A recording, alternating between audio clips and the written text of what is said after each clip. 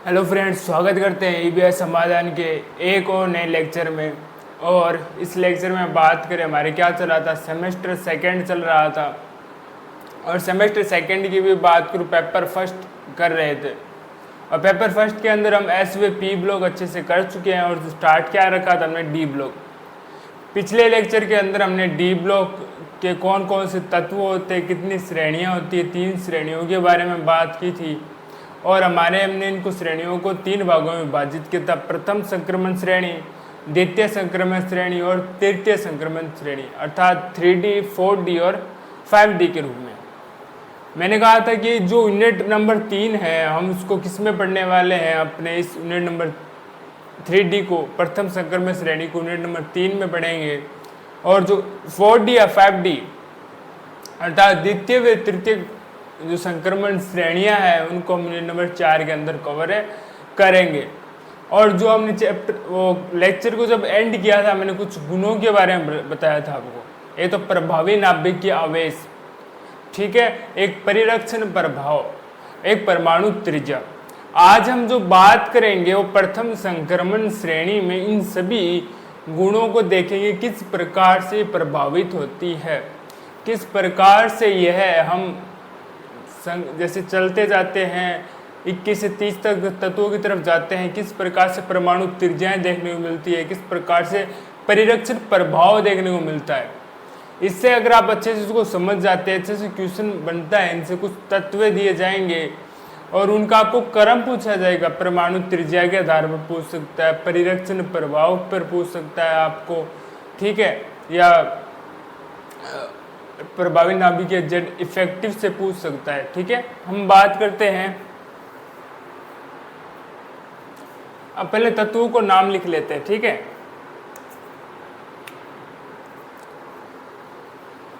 पहला है हमारे पास scandium, titanium, vanadium, chromium, manganese, iron, cobalt, nickel, copper और जिंक। ये हमारे थे 21 से 30 तक 3D श्रेणी। अगर मैं इन तत्वों की बात करूं, पहले हम बात करते हैं इसके अंदर प्रभावी नाभिक के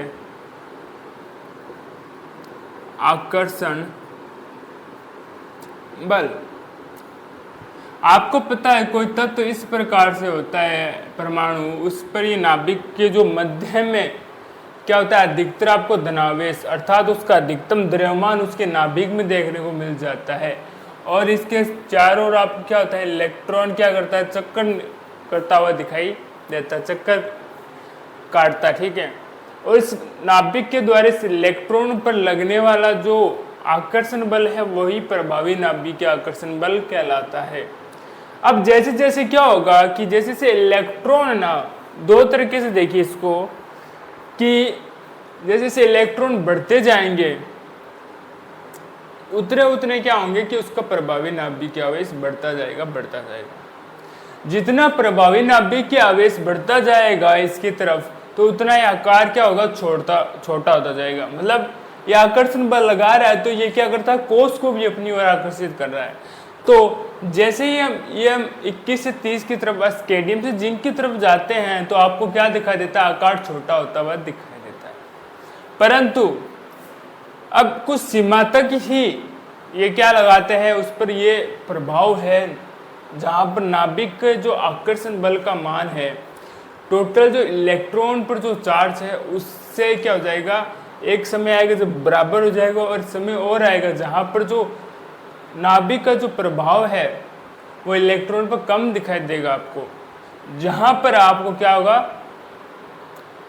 त्रिज्या जो आकार जो बढ़ रहा था वो उतना बढ़ता हुआ नहीं दिखाई देगा, अर्थात क्या होगा, आपको आकार कम हो रहा था फिर आपको क्या दिखाएगा, आकार बढ़ता हुआ दिखाई देगा।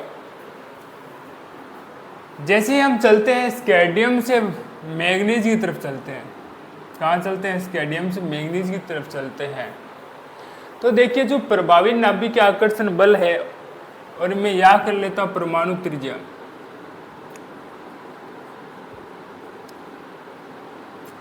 ये बढ़ती जाती है, क्या जाती है, बढ़ती जाती है।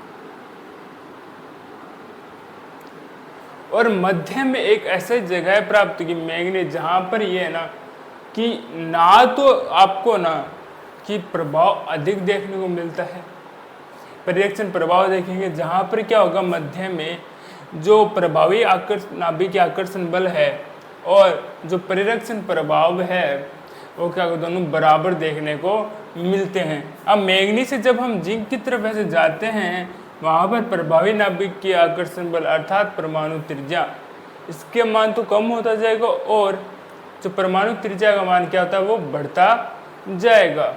परिरक्षण प्रभाव की मैंने बात की थी, किसकी बात की थी? परिरक्षण प्रभाव। परिरक्षण प्रभाव मैंने कहा था कि जब बाह्यतम कोश में कोई इलेक्ट्रॉन स्थित है, जैसे मैं एक और बना लेता हूं ये वाला, और इससे ये क्या लगाता है इलेक्ट्रॉन तरफ क्या करता है प्रतिकर्षित अर्थात उसे दूर धकेलने का प्रयास करता है और प्रभावी नाभिक क्या करता है कोषों को पास लाने का प्रयास करता है। जब मैंगनीज तक तरफ हम जाते हैं वहां पर आपको नाभिक के आकर्षण बल अधिक देखने को मिलता है अर्थात ये प्रतिकर्षण के प्रभाव को कम कर देता है, नेगलेक्ट कर देता है, जिससे क्या होगा कि ये एक दूसरे को दूर खिसका नहीं पाएंगे, दोनों क्या होंगे नाभिक की ओर आकर्षित होंगे। पर मैंगनीज की तरफ जाते हैं जहां पर आपको क्या दिखाता है प्रभावी नाभिक के आवेश और परिरक्षण प्रभाव समान दिखाई देता है और उससे जब आगे जाते हो तब ये क्या होता है कि इसका मान तो कम हो जाएगा, इसका मान कम होने के कारण ये क्या करते हैं इलेक्ट्रॉन दूसरे को क्या करते हैं दूर करते रहते हैं अर्थात परिरक्षण प्रभाव का मान क्या होता है बढ़ता जाता है अर्थात जो परमाणु त्रिज्या है या कैसे तो परमाणु आकार क्या होता है उसमें बढ़ता जाता है। पर यहां तक आप देखोगे तो ये क्या होगा प्रभाव कम होगा, फिर क्या होगा यहां पर बढ़ता जाएगा। अब हम बात करते हैं गलनांक व क्वथनांक की।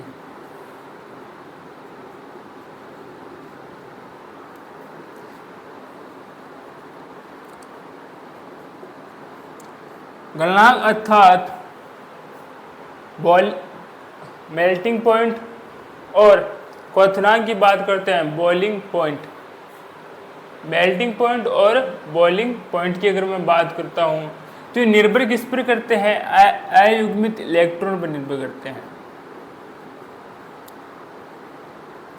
और परिवर्तनशील ऑक्सीकरण अवस्था पर।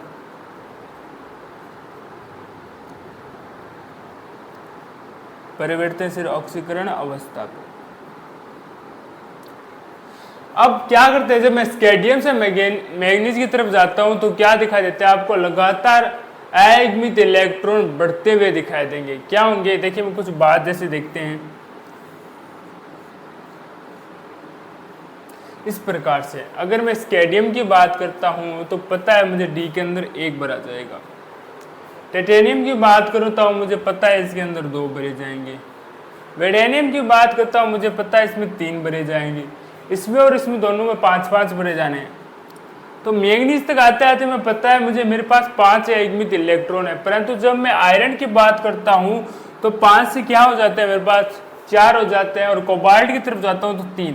देखिए जब तक हम जिंक की तरफ जाएंगे तो क्या होंगे कि लगातार अयुग्मित इलेक्ट्रॉन कम होते जाएंगे अर्थात मैं कहूंगा गलनांक व क्वथनांक का मान मैग्नीज से जिंक की तरफ जाओगे क्या होता जाएगा कम होता जाएगा। क्या होता जाएगा कम होता जाएगा।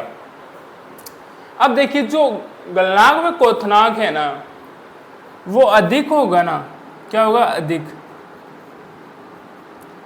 तो वो क्या कर लेगा स्थायी हो जाएगा और धात्विक बंध बनाएगा। क्या बनाएगा धात्विक बंध।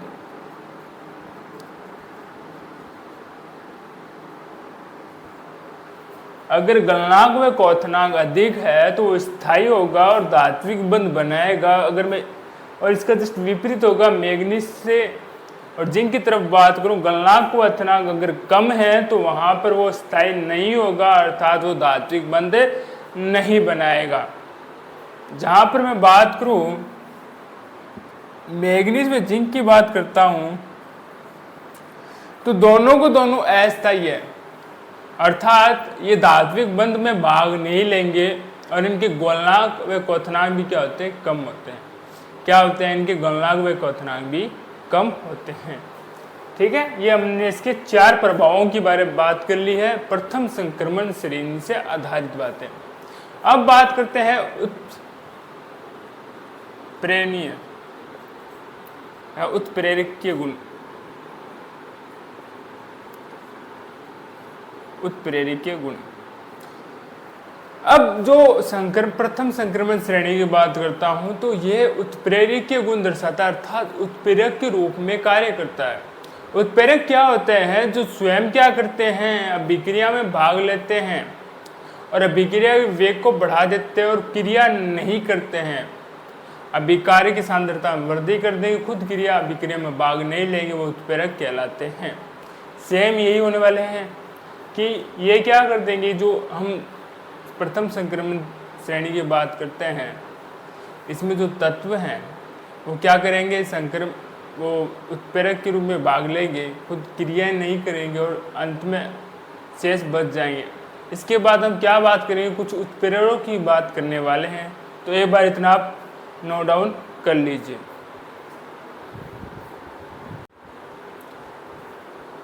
देखिए फ्रेंड्स, अब जो हम बात करने वाले हैं, बात किसकी करेंगे, इनकी। फेंट अभिकर्मक ये क्या होता है, मैंने कहा था कि उत्प्रेरक के रूप में कार्य करते हैं। किसके रूप में कार्य करते हैं, उत्प्रेरक के रूप में ये कार्य करते हुए दिखाई देते हैं। तो किस प्रकार के उत्प्रेरक बनाते हैं, जैसे पहले उत्प्रेरक की बात करता हूँ, फेंटेन उत्प्रेरक। क्या बोलते हो, फेंटेन उत्प्रेरक, जिसको आप किस रूप में लिख सकते हो, इसको आप तो FeSO4 H2O2। अब इसका जो प्रयोग है, फेंटेन अभिकर्मक का प्रयोग, आप जब एल्कोहल का क्या करते हो, ऑक्सीकरण, क्या करते हो, ऑक्सीकरण करके आप क्या बनाने प्रयास करते हो, एल्डिहाइड, तब हम किसका प्रयोग करते हैं, फेंटेन अभिकर्मक। फेंटेन अभिकर्मक को FeSO4 H2O2 के द्वारा दर्शाते हैं और एल्कोहल के ऑक्सीकरण में हम प्रयोग करके एल्डिहाइड बनाते हैं, तब इसका प्रयोग करते हैं। जिगलर-नाटा उत्प्रेरक की बात करोगे तो ये कुछ इस प्रकार से होता है, TiCl3 होता है। और इसकी बात करें तो एथीन से अगर आप पॉलीएथीन बनाओगे, एथीन से क्या बनाओगे, पॉलीएथीन बनाओगे, तब हम किसका प्रयोग करते हैं, जिगलर-नाटा उत्प्रेरक का प्रयोग करते हैं। V2O5 की बात करें, जब आप सल्फ्यूरिक अम्ल H2SO4 बनाने की बात करते हो तो हम किसका प्रयोग करते हैं, V2O5 का प्रयोग करते हैं। इसका प्रयोग आयरन मोनिबेल्टम का प्रयोग की बात करें तो हेबर विधि में इसका प्रयोग किया जाता है। अगर मैं निकल की बात करूं तो हाइड्रोजनीकरण में,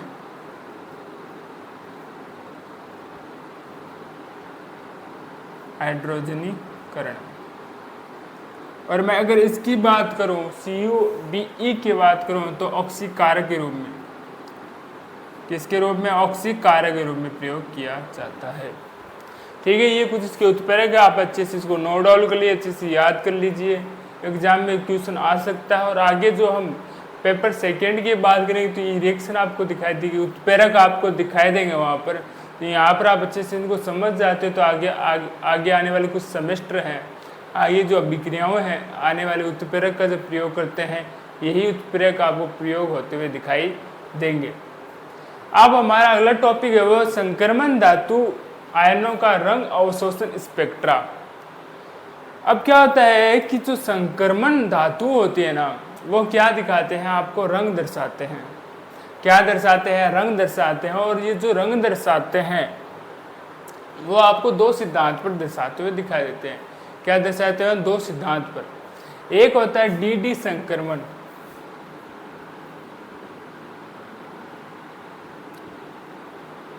यहाँ इसको DD अति व्यापन भी कह सकते हो, DD संक्रमण कह सकते हो, DD अति व्यापन भी कह सकते हो। और एक पढ़ते हैं हम CFT, आवेश स्थानांतरण स्पेक्ट्रा। आवेश स्थानांतरण स्पेक्ट्रा 2 द्वारा हम इसको बताते हैं। एक DD संक्रमण या DD अति व्यापन कहते हैं। आपको पता होगा कि जो D कक्षक होते हैं ना,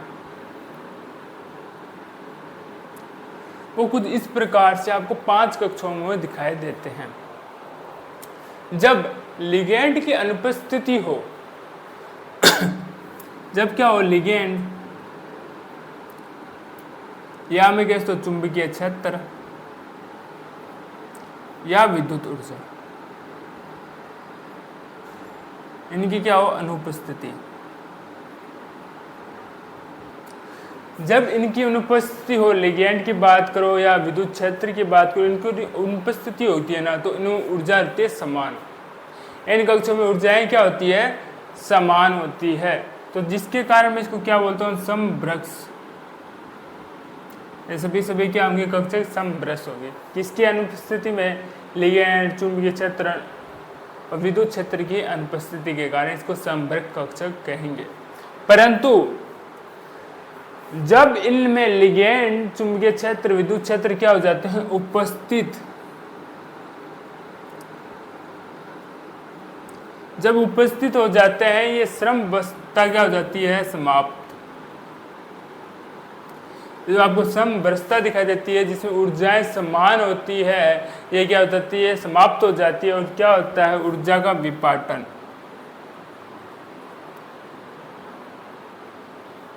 ऊर्जा का क्या होता है, विपाटन, अर्थात ऊर्जा दो भाग में टूट जाती है। कौन से दो भाग, एक तो उच्च ऊर्जा में और एक निम्न ऊर्जा में। कौन से दो भाग में टूट जाती है, एक तो उच्च ऊर्जा में टूट जाएगी, एक निम्न ऊर्जा के अंदर टूट जाएगी। आपको दिखाई देती है एक तो उच्च ऊर्जा में, एक दिखाई देगी आपको निम्न ऊर्जा में। जो उच्च ऊर्जा को है उसको Eg के द्वारा बताया जाता है और इसको T2G के द्वारा बताया जाता है। अगर मैं बात करूं निम्न ऊर्जा की, तो निम्न ऊर्जा में टूटने वाले कक्षक है dxy, dyz, dzx। उच्च ऊर्जा की बात करें dz स्क्वायर, dx स्क्वायर और dy स्क्वायर। ठीक है, इसको एक डायग्राम से लिख लेते हैं। देखिए, ये थे हमारे पास डी कक्षक, जो क्या थे, समभ्रक्ष। जब इस पर हमने क्या लगाया, लिगेंड की उपस्थिति,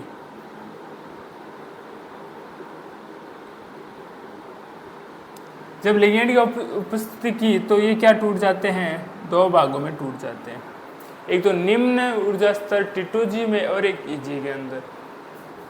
पहले हम लिख लेते हैं इसको T2G, जिसके अंदर आपको क्या दिखाई देगा, dxy, dyz और dzx। और यहाँ पर अगर मैं बात करूँ तो आपको क्या दिखाई देंगे, सिर्फ और सिर्फ Eg, dz square, dx square और dy स्क्वायर।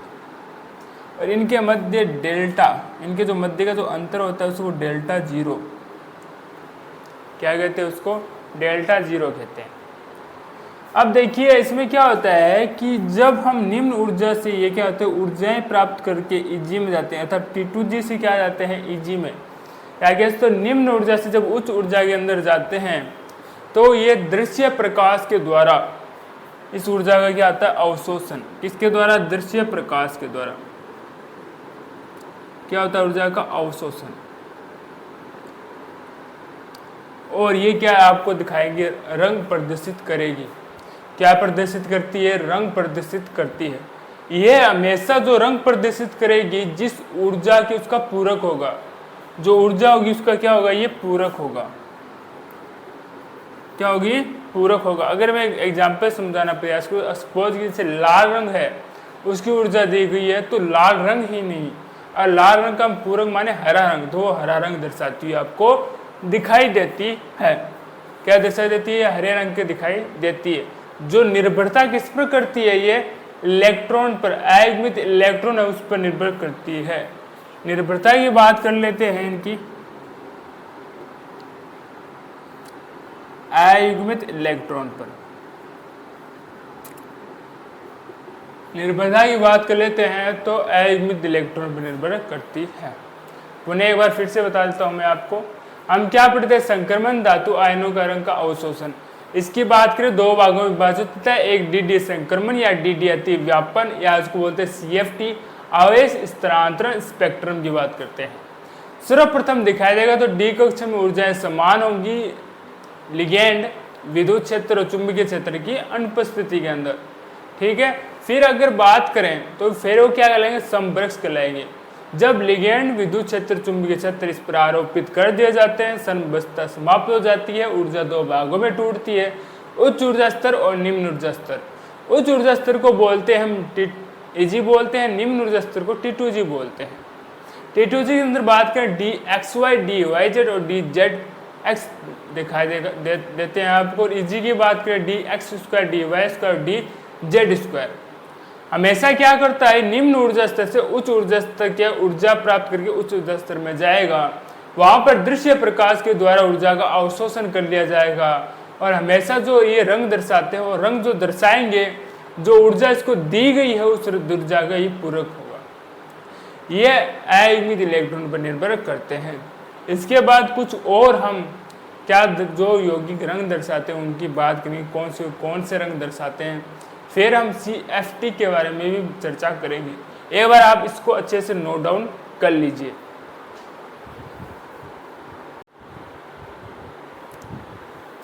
अब हम क्या बात करते हैं, जो हमने बात की थी DD अतिव्यापन या DD संक्रमण, उसके कुछ एग्जाम्पल की तरफ देखते हैं।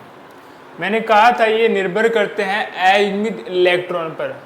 तो देखिए कि अगर किसी भी तत्व के पास अगर अयुग्मित इलेक्ट्रॉन नहीं है या उसका कक्षक पूर्णतः भरा हो तो वो रंगहीन होंगे, क्या होंगे, कलर नहीं दर्शाते हैं। सिंपल सी यही बात है, सिंपल सा टॉपिक है कि अगर उसके अंदर आपको अयुग्मित इलेक्ट्रॉन दिखाई ही नहीं दे रहे हैं तो रंग दर्शाएंगे नहीं। ठीक है, इस कारण से देखिए D0 और D10 अधिकतर क्या होता है, रंगहीन, जहाँ स्कैंडियम +3 और टाइटेनियम +4 की बात की जा रही है। स्कैंडियम आपको देखिए किस प्रकार से हम बात करते हैं, जैसे हम इसको इस प्रकार से तो लिखते हैं 4s1 3d1 के द्वारा। अगर मैं स्कैंडियम +3 की बात करता हूँ, अर्थात इससे भी 3 और इससे भी 3 निकल जाते हैं और यहाँ पर बच जाता है 3d0, यहाँ पर 4s0, तो ये क्या होंगे, रंगहीन होंगे। टाइटेनियम की प्लस देख लीजिए, टाइटेनियम कितनी बार, स्कैंडियम, वेडेनियम और टाइटेनियम की 4 पर आते हैं, तो अर्थात यहाँ पर जहाँ 1 दिखाई दे रहा है वहाँ पर यहाँ पर क्या होता है 2, अर्थात 0 बच रहा है। ठीक है, एग्जाम्पल कुछ इसी प्रकार से लीजिए, टाइटेनियम +3 की बात करें, अर्थात 1 इसमें बचा है, वो किसके अंदर, ये तो खाली ही रहेगा, और D की बात करें तो उसके अंदर 1 रह जाता है। वेडेनियम +4 की मैं बात कर रहा हूँ, तो देखिए 4 की बात करो, वेडेनियम किस प्रकार से लिखते हैं, हम इस प्रकार से लिखते हैं, ये हो जाता है 20 और आता है 23 पर आता है, तो 3d3। तो 4 की बात करोगे तो 2 यहाँ से निकालोगे, 2 यहाँ से, वापस क्या बचाए, 3d1 बच जाएगा इधर। तो ये क्या दर्शाएगा, आपको रंग दर्शाता है। इसी प्रकार से V3, मतलब 2 अयुग्मित इलेक्ट्रॉन आपको यहाँ पर दिखाई देंगे। ये दिखा रहा है आपको गहरा बैंगनी नीला रंग दिखाई दे रहा है, या तो गहरा बैंगनी दिखा सकता है या वो नीला दिखा सकता है। यहाँ पर वेडेनियम +3 की बात करो, इसके पास 2 अयुग्मित इलेक्ट्रॉन बच जाते हैं, तो ये क्या दर्शाता है, हरा रंग दर्शाता है। वेडेनियम +2 की अगर बात करें तो इसके पास कितने दर्शाता है, ये वेडेनियम +2 दर्शाता है आपको 3 अयुग्मित इलेक्ट्रॉन। क्रोमियम +2 भी आपको, एग्जाम्पल ऐसे नहीं है कि आपको टफ है, 2-3 बार करोगे एग्जाम्पल आपको इजीली से याद हो जाएंगे। बस ये देख लेना कि जब 3 अयुग्मित इलेक्ट्रॉन होंगे तो वो किस प्रकार का रंग दर्शाएंगे, बैंगनी हरा, कौन कौन से, क्रोमियम + कोबाल्ट +2। ठीक है, D4 की मैं बात करता हूँ, नीला बैंगनी, जैसे क्रोमियम + मैग्नीज + आयरन और कोबाल्ट। अगर मैं मैग्नीज की बात करता हूँ, अगर मैं मैग्नीज की बात करूँ तो मैग्नीज किस प्रकार से लिख सकते हैं हम, देखिए आपको पता होगा, मैग्नीज की मैं बात करता हूँ तो कुछ इस प्रकार से होता है। मैग्नीज क्या होता है, 25 नंबर पर आता है, तो आपको दिखाई दे रहा होगा इसके अंदर तो अयुग्मित इलेक्ट्रॉन कितने हैं, 5 दिखाई दे रहे हैं।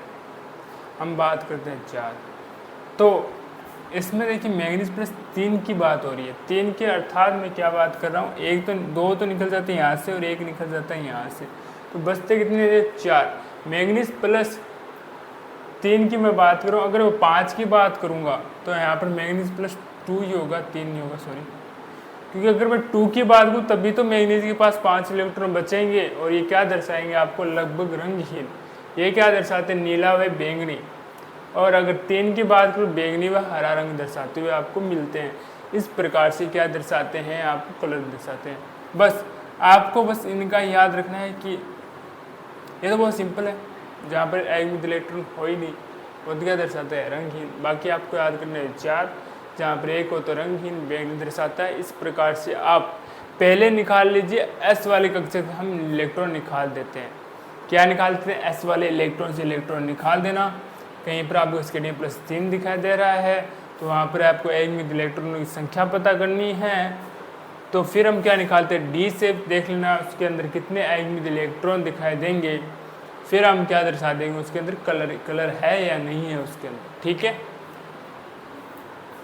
और इस प्रकार से आप एग्जाम्पल देख के आपको पूछ सकता है कि इसके रंग बताइए। और रंग देख के मतलब ये कह दिए कि आपको D1 दिया हुआ है, इसके अंदर एक मित इलेक्ट्रॉन 1 है, तो कौन सा रंग दर्शाएगा और कौन से 2 एग्जाम्पल के द्वारा इसको व्यक्त कीजिए, आप तो व्यक्त भी कर सकते हो। अब हम बात करते हैं आवेश स्थानांतरण स्पेक्ट्रा की या CFT की बात करता हूँ। जब मैं CFT की बात करता हूँ, जहाँ यह एकमित इलेक्ट्रॉन पर निर्भर करता है, वहीं यह ऑक्सीकरण अवस्था, इसका अधिकतम कितना आवेश है उस पर डिपेंड करता है। कौन, CFT। जब बात करता हूँ मैं लिगेंड के साथ, और ये थे धातु, अब जितने अधिक आवेश होंगे उतने ही क्या कर देंगे, लिगेंड के साथ क्या कर देते हैं, इलेक्ट्रॉन का स्थानांतरण। जब इलेक्ट्रॉन का स्थानांतरण करते हैं तब क्या करते हैं, साथ में ऊर्जा का भी स्थानांतरण करते हैं, जो दृश्य प्रकाश के द्वारा अवशोषित कर ली जाती है और रंग दर्शाया जाता है इसके द्वारा। इसमें क्या होता है, लिगेंड वे क्या करते हैं, धातु ऊर्जा इलेक्ट्रॉन का स्थानांतरण, जो इलेक्ट्रॉन स्थानांतरण करते हैं उससे क्या होता है, ऊर्जा का स्थानांतरण।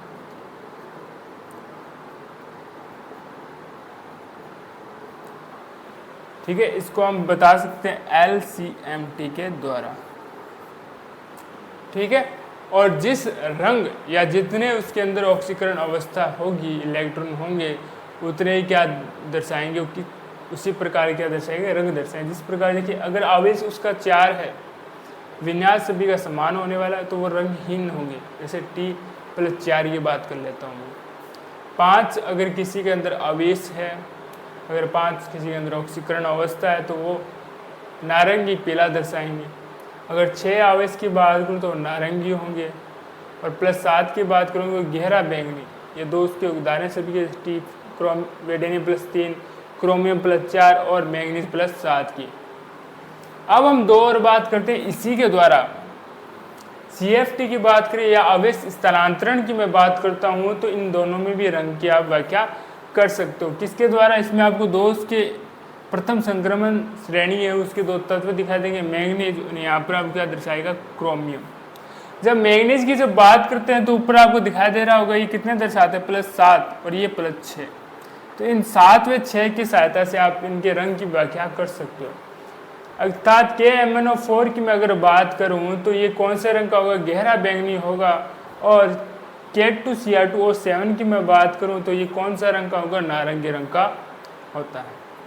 आशा करते हैं आज की क्लास आपको अच्छे से समझ में आई होगी। बहुत आसान चीज़ें हैं, सारी 12th क्लास से रिलेटेड चीज़ें हैं। 1 या 2 बातें कुछ एक्स्ट्रा होगी। लगातार रिवीजन करते रहिए, अच्छे से पढ़ते रहिए। फिर भी कोई मन के अंदर आपके डाउट है तो कमेंट्स बॉक्स में उसको लिख दीजिए। आने वाली क्लास के अंदर आपको जरूर उसका सलूशन दिया जाएगा। धन्यवाद।